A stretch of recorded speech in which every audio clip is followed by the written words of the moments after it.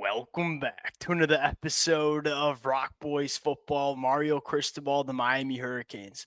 One of the hottest teams on the football field to start 2025. Can that momentum translate to what they're trying to do on the recruiting trail? Look at Miami sitting with the number 12 class in the 2026 cycle, 23 commitments in the fold. I don't think it's crazy to start having the conversation of this team having a top 8 class, maybe even top 5 class when it's all said and done in 2026. And here's my real reasoning for this is number one, they are clearly trying to do some work with a lot of flip targets across the country. But number two, and most importantly, this team's checking all the boxes. We talk about this a lot. I'm sure many of the Miami fans who've been rocking with the boys for a very long time know there is, to me, a holy trinity of what you are trying to look for as a high school kid going to play your college football. NIL conversation aside, and I'll say this about NIL: when you went on the football field, the money starts coming in, right? Number one, are you winning at a high level? These kids want to go to a program that is showing that they are going to be competing at the highest level of the sport. Miami's showing that, and it doesn't seem like it's slowing down anytime soon. Number two, are you getting developed? Nobody's talking about this, and I feel like everybody wants to point to, the transfer portal edition of Carson Beck or CJ Daniels. Miami's high school development has been really damn good. They're probably going to have 10 plus NFL draft picks at the end of the year here. So you're winning, you're developing, you're also playing your young talent early. And guys like Malachi Tony, guys like Bryce Fitzgerald, these kids are watching Miami win with some of the best football players on the field being some of the younger cats on this roster. When you win, when you develop, and when you play your young talent, that's a program these kids want to go play for. That's exactly what Miami is providing to these kids at the high school ranks. And then the last part of it, in a really important conversation, especially in this cycle, is there's going to be a lot of chaos, right? You're already seeing that chaos start to unfold. James Franklin out at Penn State. I think you're going to see a lot of other head coaching jobs open up over the next couple of months. Know who's not going anywhere is Mario Cristobal at Miami. And so it's a really unique opportunity for Miami to come in late in this process and really capitalize on what I think is going to be a very busy offseason with a lot of coaches on the move. Can Miami go out and get it done? And look, I ain't trying to look past 2025 because we got a national championship to go out and win. But when you want to build a dynasty, when you want to build a program that is competing for national championships every single year, you want to make sure you're coupling that success on the football field with what you're doing on the recruiting trail. I promise you that is exactly what Mario Cristobal is going to try to do. Want to talk about some of the biggest names that Miami seems to really be pushing for over the next couple of weeks and months heading towards signing day? Before we do, and as always, the Miami fans, man, look, as much fun as I have talking about this program on the football field, and we're going to break down the game later tonight. I love this stuff. It is so fun, especially when you're talking about Miami and how diligent they've been about building this roster. You talk about all the success that Miami has experienced on the football field this year. A lot of that success has to deal with the commitments that they land in the summer and that they land in the spring. The amount of support that the Miami fans have shown the boys has been amazing. Appreciate you guys. There ain't many fan bases that care more about this stuff than the Miami fans. So appreciate you guys. If y'all do enjoy the content, consider subscribing to the channel. Without further ado, let's get into it now. We're going to focus on some individual players, but I want this to be a little bit more of a broad conversation in terms of where Miami's going building this 2026 class out. And I think there's one position that I think Miami really wants to address, and that's the defensive line. Go look at the biggest reason that Miami's having so much success on the football field, specifically on defense. It's their ability to stop the run, and it's their ability to get after the passer. And that starts on the defensive line. I say this all the time. You look at the programs that get over the hump, the programs that win national championships, they do it in different ways, right? They all have elite defensive lines. Ohio State last year, ain't nobody talked about how good that Ohio State defensive line was. Michigan in 2023. Obviously the Georgia teams before that. And the only way to have an elite defensive line is getting these kids at the high school ranks. And you look at the defensive line class for Miami in 2026, I think it's solid. I'm a big fan of Tyson Bacon. I'm a big fan of Ashari Charles coming off the edge, but I don't think it's elite. I don't think it's great. And I think Miami probably agrees with me as well. Number one name we have to talk about, and maybe the number one name that Miami's going after in general to close out 2026, it's Bryce Perry, right? Committed to Texas A&M. Miami pushed very, very hard for this kid before he committed on July 5th in the summer. I'll just say it because I really do believe it. I don't know if he'll be as good as Ruben Bain. Very similar kind of prospects coming out of high school. Like 6'2", 250, exact measurements that Ruben Bain had coming out of Miami Central a couple of years ago. Thick, short to the ground, leverage monsters, extremely powerful. I mean, if you're Miami, you're saying, hey, we just did this with Ruben Bain. Ruben Bain going to be a top 10 NFL draft pick. He's arguably the best player in the sport right now. Saying Bryce Perry, right, hey, come to Miami and be our next Ruben Bain. Now, he very well could kick to the inside. I don't see it, though, because 6'2", 250, and he's pretty filled out. He's pretty strong. I don't see him getting much bigger and kicking to the inside.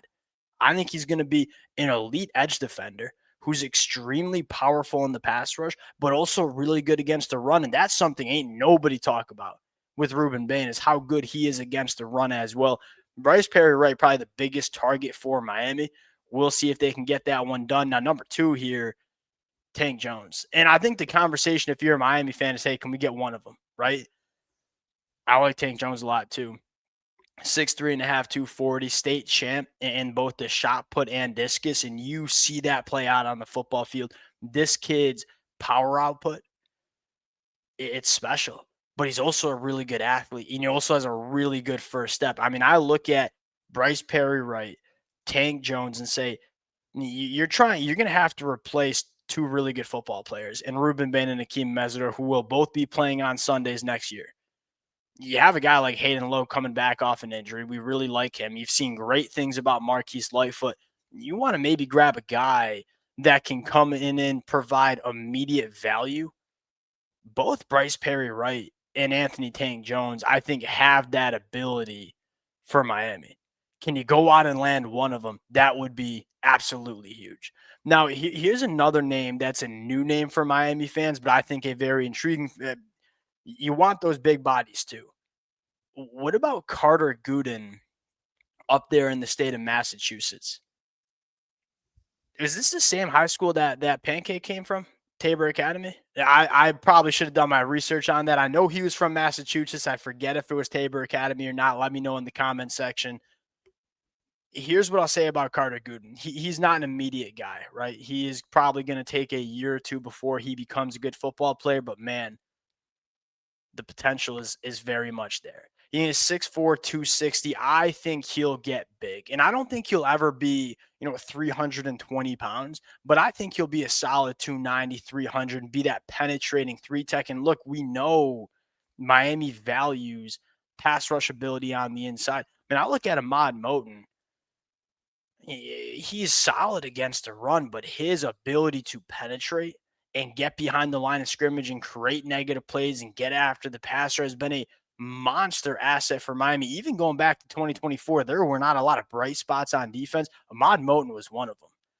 I don't know if he'll get as big. Carter Gooden will get as big as Ahmad Moten, but I think he has a very similar set of traits and set of skills. I mean, Carter Gooden is new to the sport, right? He just started playing football a couple of years ago, grew up in Canada, so he's still trying to figure it out. But this kid's a really big, powerful kid who's a really good athlete. Not a great football player right now, but can be a really good football player down the road. And we go back to how we want this class to look. We've talked about it in the offseason. It's really hard to find those difference makers in the middle of that defensive line. And I give a massive tip of the cap to Miami because they maybe found the best one in David Blay last cycle. You don't want to have to rely on finding 1, 2, or 3 David Blaze every single year in the portal because they don't exist really. You want to make sure you get those bodies at the high school ranks. Carter Gooden, he's committed to UCLA right now. Obviously, UCLA's got a lot going on. I wonder if Miami can get in on this one and make this one a little bit real. I think the defensive line is going to be the priority, right? And there's other names too. Nolan Wilson, he's a top 100 kid currently committed to Alabama. I don't know if Miami can flip him. And also, just personally, I don't know if I am the biggest fan of Nolan Wilson. Go land a few of these cats on the defensive line, and you're already looking at a top 10 class, but more importantly, you're building this roster the right way. There's another name that's kind of new, Karsten Bush. He's from Kentucky. Corey Heatherman went out and individually went and watched this kid play during the bye week, which inherently tells you, hey, there's some real interest here. 6'3", 223, and I'll say this, he's a looker, man. What I mean by that is you just go turn on the highlights. You don't even have to watch the film. Just turn on the highlights and say, yep. That's how I want my off-ball linebackers to look. He's big, he's long, can cover ground.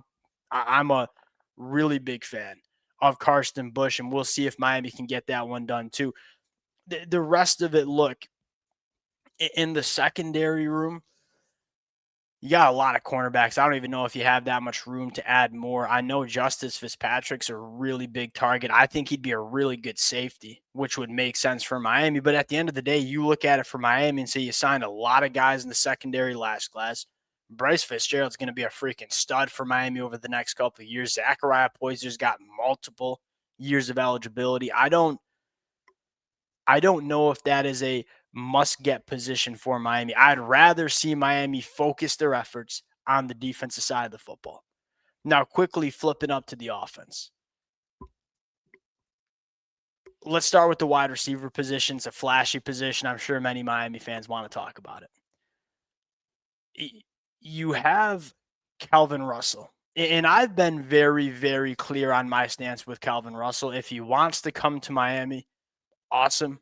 If he doesn't, I don't think I'm losing sleep. There are certain players in South Florida that you lose sleep over losing, like a Jeremiah Smith. I don't know if I view Calvin Russell like that. And look, it sounds like he might just want to go somewhere else. You can use that money that you would have allocated to Calvin Russell, go get a guy in the portal. I like Calvin Russell. It'd be really exciting if he comes to Miami. I don't know if he's a must-get guy. Know who I will say is Jason Lopez. He reminds you of an Xavier Restrepo. He reminds you of a guy like Malachi Toney. That's a guy that if you let out of South Florida, I feel like there's a good chance you're going to lose sleep over. He's not flashy like Malachi Toney. Malachi Toney was not the biggest. Malachi Toney did not have crazy track and field times. He's a damn good football player. That's what I see with Jason Lopez. I really do hope Miami decides to turn it up on him. And look at where Florida State's going. There's going to be, if Miami wants him, I think Miami can go get him. And you're probably selling him on, look at what Malachi Toney's been able to do for us as a freshman. We view you as a similar football player. I like it a lot. And then Milan Paris is 6'5", 210, a little bit of a one-dimensional guy, was committed to Iowa State, backed off his commitment. There are a lot of programs in play, but I think Miami might be the leader in the clubhouse here. You can never go wrong adding a guy who's 6'5", 210 and runs a 4.45 and the 40-yard dash. I like the three wide receivers Miami has. Wouldn't mind seeing them add one more. Offensive line, you don't have any room. It's such a good class. I don't even know if you can take another guy. The last position I'll say is the running back spot. I think Derek Cooper would probably quantify as one of those guys I don't want leaving South Florida. I think he's a stud. I think he's clearly the best outside of Savion Hyder, probably the best running back in the 2026 cycle. Miami's going to keep working on this one. And Miami just might not be able to get this one done. I'll say this, Lucky Tompkins, who's committed to Louisville, plays at IMG. He's an intriguing one. He's 6'1", he's 235. He is just an absolute monster, man. And you look at how Miami likes to run the football. Like some gap stuff, some inside zone duo, and we're just going to get downhill. Lucky Tompkins could be that Mark Fletcher kind of guy. I don't think he's as elusive as Mark Fletcher, but man, in terms of just being that bulldozer, like that's another guy that I think is intriguing for Miami. we'll continue to monitor it. I really do appreciate that. Hey, we're worried about winning football games in 2025. That is where our attention is most focused on. But Mario Cristobal is looking to capitalize, man.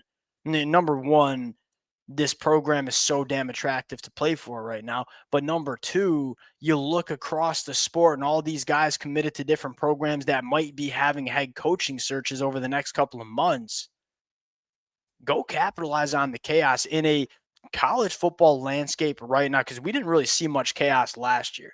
But right now, there's going to be a lot of chaos over the next couple of months. Nowhere there's not a lot of chaos, not a lot of chaos at Miami. Like, you know that head coach is going to be there. You know that program's going in the right direction. The development is very, very good at that program.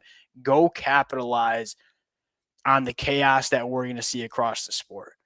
That's how you build a dynasty, man. Ain't no question about it. We'll see what Miami can do. Those are my general takeaways on where Miami's going in 2026. And I'll say this: go flip Derek Cooper, bring in Bryce Perry Wright, bring in Tank Jones. You don't need all of them, but can you get 2 or 3 of them? You're looking at a really good class in 2026, and Miami's going to get active in the portal too. We'll close it out there. Appreciate you guys rocking with it. If y'all do enjoy the content, consider subscribing to the channel, and we'll talk to y'all later.